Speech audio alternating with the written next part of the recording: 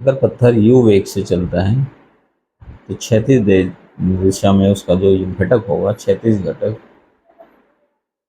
Horizontal resolution u cos theta, u x axis पर x cos theta and origin से y axis पर u sin theta होगा। जैसे जैसे कण आगे की ओर बढ़ेगा उसके वेग में परिवर्तन होगा। एक स्थिति ऐसी आएगी कि u वेग से v वेग और v वेग से वापस u वेग में हो जाएगा।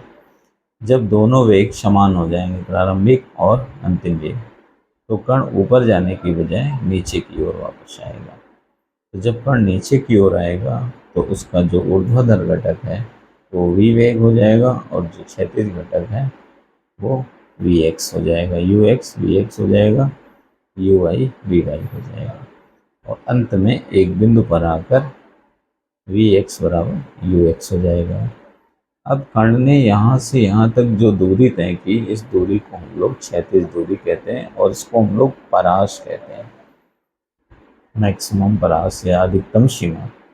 और कण जितनी उच्चतम ऊंचाई h तक गया है उसको हम महत्तम ऊंचाई या ऊंचाई कहते हैं।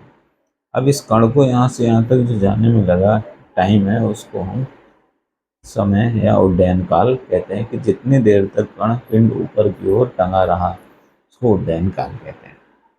अब देखिए इसकी बेसिक थ्योरी क्या है।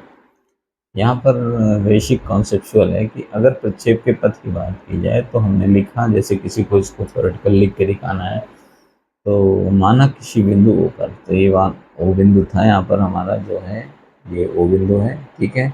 इसी फिगर को हम लोग एक्सप्लेन कर रहे हैं। तो माना किसी बिंदु ओ से एक गेंद को क्षैतिज से थीटा कोण पर वेग u से प्रक्षेपित किया जाता है। प्रारंभिक वेग u को क्षैतिज OX के अनुदिश यानी क्षैतिज घटक तथा ऊर्ध्वाधर OI के अनुदिश घटकों में वियोजित करने पर क्षैतिज घटक ux जो होगा u cos थीटा होगा और ऊर्ध्वाधर घटक uy जो होगा u sin थीटा होगा। अब इसका कॉन्सेप्ट क्या है।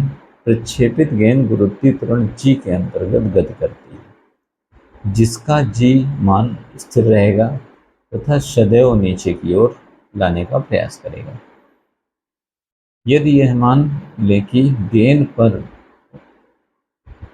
वायु का अवरोध 0 है, यानी वायु को कोई फोर्स नहीं लगता, तो गेंद के क्षैतिज वेग ux पर गुरुत्वीय त्वरण g का कोई प्रभाव नहीं पड़ेगा और गेंद का क्षैतिज वेग u cos थीटा पूरी गति के दौरान अपरिवर्तित रहेगा, उसमें कोई परिवर्तन नहीं होगा।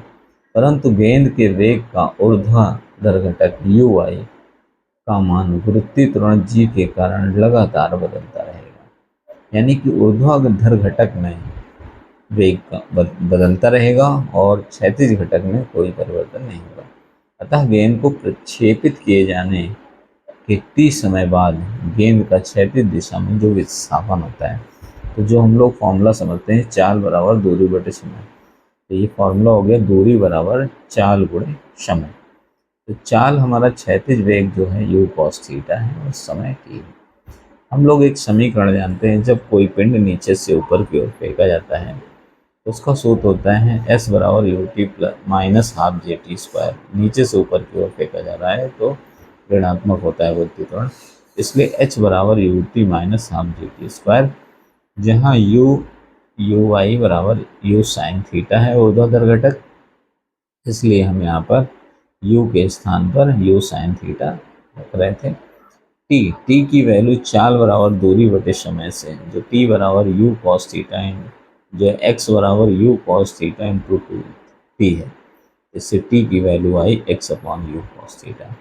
अब इन दोनों वैल्यूज को जब हम इसमें रख देते हैं तो हमें एक समीकरण मिलता है y बराबर u sin theta into t half g t square, t की value x upon u cos theta का होल स्क्वायर।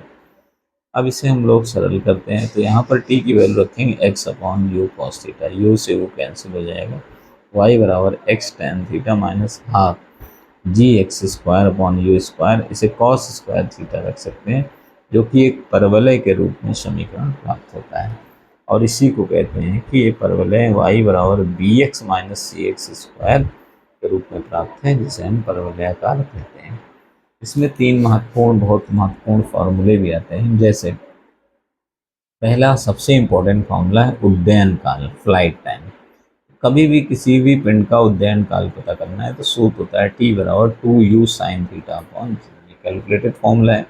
इसी तरह अगर कभी किसी प्रक्षेप की ऊंचाई पता करनी है तो प्रक्षेप की ऊंचाई h बराबर कैपिटल H बराबर u square sine square theta upon 2g होता है। इसी तरह अगर अधिकतम ऊंचाई प्राप्त करनी हो तो अधिकतम ऊंचाई तभी प्राप्त होगी जब कम्प्लीटली 90 डिग्री का एंगल प्लॉट करेगा पिंड, तो h मैक्सिमम बराबर u स्क्वायर अपॉन 2g होगा। और मोस्ट इम्पॉर्टेंट फॉर्मूला है प्रक्षेप का परास, कैपिटल R बराबर u square sine 2 theta upon g।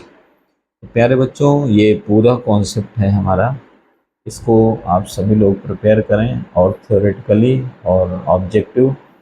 इसके साथ इससे रिलेटेड जितने भी न्यूमेरिकल्स परीक्षाओं में पूछे जाते हैं क्लास 12th 11th में या किसी IIT JEE के एग्ज़ाम में, इसे हम इंग्लिश मीडियम में भी कन्वर्ट करेंगे आने वाले समय में। तो प्रिपेयर करिए, थ्योरी के साथ तैयार करिए। मैं लगातार maths by Sanjay Mishra classes के साथ साथ इस बार नया प्रयोग हो रहा है, फिजिक्स के नोट्स। निरंतर बच्चों के फिजिक्स में नंबर कम आ रहे हैं, जिसकी वजह से मुझे ये वीडियोज़ अब बनाने पड़ेंगे। फिजिक्स मैथ से 100% रिलेटेड है और ये टॉपिक किसी समय मैथमेटिक्स का ही हिस्सा था, लेकिन अब इसे केवल फिजिक्स में रखा गया है। इससे जो लोग नीट वगैरह की तैयारी करते हैं उनको भी बड़ी आसानी मिलेगी और इन फॉर्मूलों के माध्यम से बहुत सारे छोटे छोटे न्यूमेरिकल्स के वीडियोज़ भी मैं डालूँगा। जिन बच्चों को ये लेक्चर समझ में आया है वो बच्चे हमारे चैनल को शेयर करें और ज़्यादा से ज़्यादा तक बच्चों के पास शेयर करें और चैनल को सब्सक्राइब करें। आपका बहुत बहुत धन्यवाद। आप सभी खुश रहें।